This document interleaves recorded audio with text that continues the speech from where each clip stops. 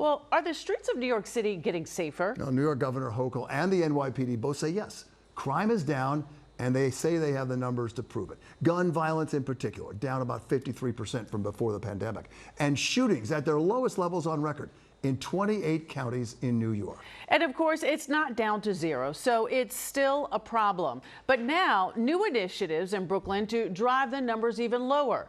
Darla Miles here with new information. Darla? Well, Sade, the Brooklyn District Attorney says the number of shootings last year were the lowest ever in the history of the borough. Part of the strategy? Paying out cash to anyone who wants to surrender a gun, and this is regardless of where they live in the city. Investigators do not check to see if these firearms have been used in previous crimes, and the guns are melted down. So the person who turned it in can simply turn around and walk away, no questions asked. This is the first one this year. People ask for gun buybacks all the time. There is no feeling more helpless than getting caught in the crossfire. Everyday New Yorkers just going about their day. Why now? Why in April?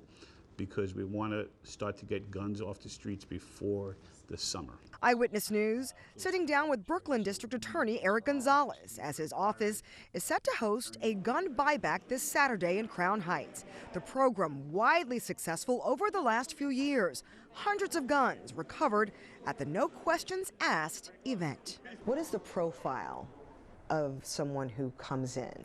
Yeah, that's a great question because I think it would surprise people. It surprises people who come in. We have young men who have guns, and simply when we do it around holidays because they want to be able to buy presents for their loved one. What I do find amazing is the number of parents and grandparents who come in and say, there's a gun in my house. I want it out of my house. This didn't need to happen, and my baby didn't deserve it. Families wanting to avoid the same tragic outcome like that of a 17-year-old Brooklyn teen back in February, shot in the head by a 16-year-old boy who was handling an illegal firearm. Our violence interrupters are out there telling, around the Bedford-Stuyvesant area, they're telling these young men this is not a trick. The violence interrupters, a big part of the DA's efforts in breaking the cycle of gun violence. When we see the surveillance video, these teens running around the city, playing cops and robbers, those who may not be likely to come in, you know, because they've got the beef and the crews and all this other stuff. Speak to that dynamic that exists. It's important that we speak directly to young people, and especially young men who are carrying guns. They feel more powerful and more protected with handguns, and we have to speak to them and let them know that the stats actually suggest just the opposite. And then we want to also then invest in them.